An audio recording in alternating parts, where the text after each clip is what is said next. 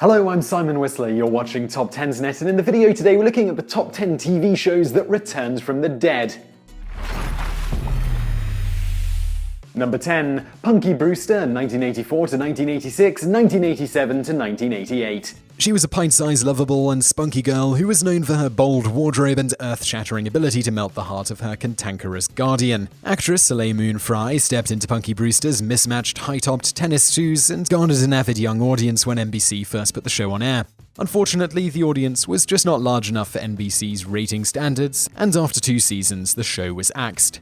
But a widespread movement in the mid-1980s known as first-run syndication breathed new life into Punky Brewster for one more season. The format in the revival was similar to the original NBC run, though some of the storylines revealed a more mature tone. In the end, the revival in syndication matched the NBC run, bringing Punky Brewster to the illustrious mantle of 88 episodes spanning 4 seasons. The perfect combination meant the lovable character has lived on over the years through reruns on various broadcast, cable, and online outlets. Number 9. Mama's Family, 1983 to 1984, 1986 to 1990. The Southern fried humor displayed on Mama's Family was fairly straightforward, but the history behind the series' origin and various attempts at getting on the air is more storied. Actress Vicki Lawrence, who first gained fame on The Carol Burnett Show, stepped into the elderly mama's signature sagging support hose through a series of sketches known as The Family. Several years after Burnett's hit variety show went off the air, producer Joe Hamilton, Burnett's then husband, shopped around the idea of a spin-off of The Family sketches. Hamilton sold the idea of bringing the standalone sitcom, by then known as Mama's Family, to NBC chairman Grant Tinker over a game of golf in the early 1980s.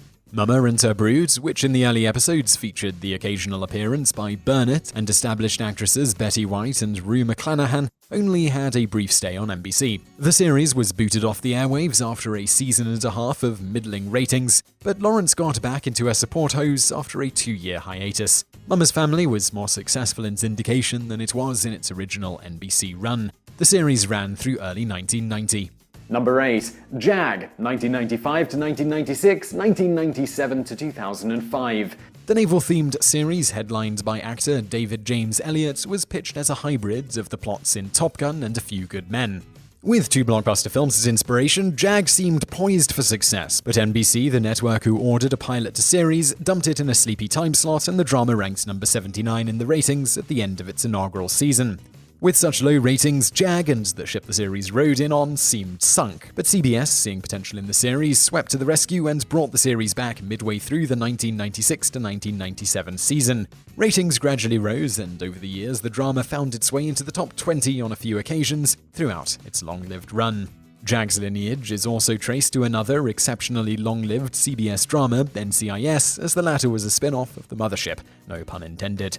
Number 7. Charles in Charge, 1984 to 1985, 1987 to 1990. Scott Baio's first attempt at a starring role in a series, Joni Loves Chachi, fell flat, but the Happy Days alum struck gold the second time around, albeit with a few twists and turns along the way.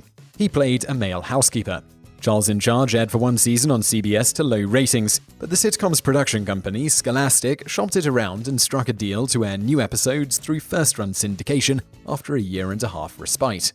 There were significant cast changes between the 2 versions of the sitcom. While Charles and his sidekick best friend, the aptly named Buddy, Willie Ames, appeared throughout the sitcom's run, Charles cared for the Pembroke family during the CBS run, but a plot twist resulted in the titular character tending to the Powell brood throughout the rest of the series' run in syndication. Number 6. Leave It to Beaver, 1957 to 1958, 1958 to 1963. Unlike most series receiving the C word, the well-worn black-and-white sitcom Leave It to Beaver continued to run without so much as a hiccup when CBS announced it was axing the show after 1 season. ABC almost immediately swooped in and revived the defining period piece known for wholesome moral lessons and Barbara Billingsley's amazing ability to vacuum in high heels and pearls. In a quirky case of deja vu, a mid-1980s reboot of the sitcom had a very similar scenario. The Disney Channel ran an update of the sitcom, with many of the same actors reprising their roles. Still, The Beaver, however, met an early demise on the kiddie cable channel, and it was revived on a different cable outlet, Ted Turner's then Atlanta superstation, WTBS. Number 5. Community, 2009 to 2014 and 2015. The fear of cancellation was almost an annual occurrence on Community, a critically acclaimed, low-rated cult classic sitcom that centered around a group of adults from disparate backgrounds who attended the fictitious Greendale Community College. Throughout its 5-year run on NBC, Community received plenty of buzz for the on-screen and off-screen antics that took place. But after years of back-and-forth rumors about the show's fate, NBC finally pulled the trigger at the conclusion of the 2013 to 2014 season, handing creator Dan Harmon a pink slip. After a few months of dormancy, executives at the internet company Yahoo announced that they were bringing the series back for another season through the company's Yahoo Screen service, which at the time had just begun dabbling in original productions. The cost of acquiring the rights to stream new episodes of Community proved cost prohibitive, however, and the series bowed out after one additional season online. Number 4, Baywatch, 1989 to 1990 and 1991 to 2001. Once considered America's most exported entertainment program, Baywatch was known for plotlines that weren't nearly as skimpy as the bathing suits the beach babes wore throughout the series' decade-plus run. NBC introduced the David Hasselhoff headline series, but threw it back in the ocean after one season. Through the wonders of first-run syndication, the producers of Baywatch struck a deal to revive the series after a one-year hiatus, selling new episodes to TV stations across the US. As time went on, the show became a cash cow because the rights were sold to TV networks on other countries spanning the globe. Number 3, Cagney and Lacey, 1982, 1982 to 1983, 1983 to 1988.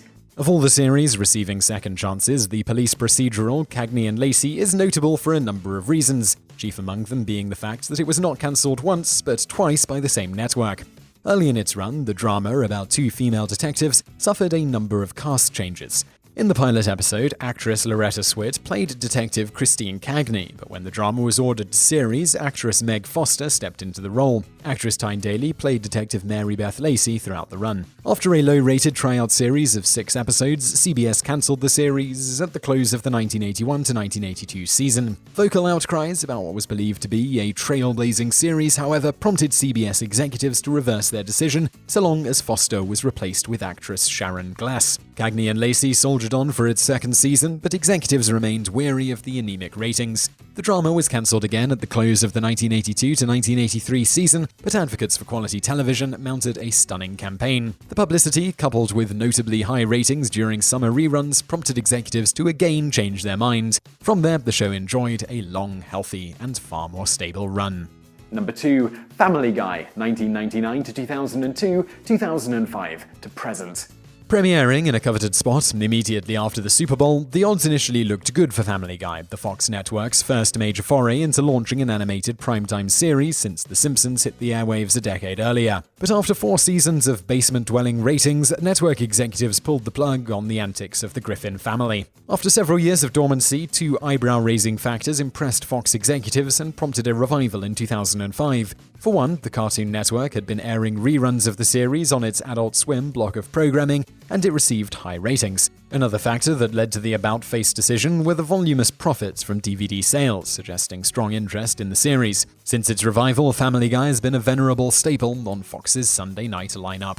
Number 1, Arrested Development, 2003 to 2006 and 2013 to the present. Praised by critics and viewers for razor-sharp satirical dialogue, Arrested Development garnered heavy publicity for its portrayal of the wealthy, deeply dysfunctional Bluth family. Unfortunately, all the media buzz surrounding the show did not translate into ratings magic. After 3 low-rated seasons, Fox gave the comedy the axe. Any attempted revival appeared dead when creator Mitch Hurwitz indicated the show would not be transitioning to Showtime. Years later, however, Arrested Development did come back to life. In 2013, officials at streaming video service Netflix began dipping their toes into the pool of original programming. They commissioned a 4th season of the show that essentially picked up 7 years after the show went off the air, and another season is currently in the works.